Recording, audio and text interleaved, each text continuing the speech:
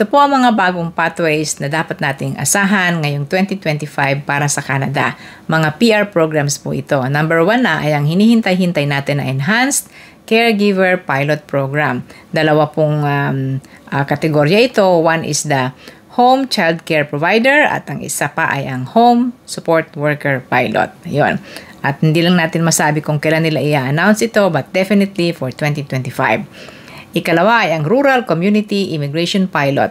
Ito po ay programa to fulfill the labor shortage sa mga maliliit na mga rural communities all over Canada.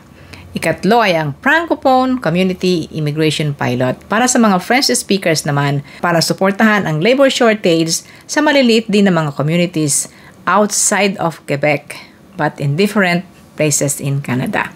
Ay ang Manitoba's West Central Immigration Initiative Pilot. Ito po ay para doon sa mga gustong manirahan at na magkaroon ng permanent na residensya sa Manitoba, sa bahagi po ng West Central Rural Communities din.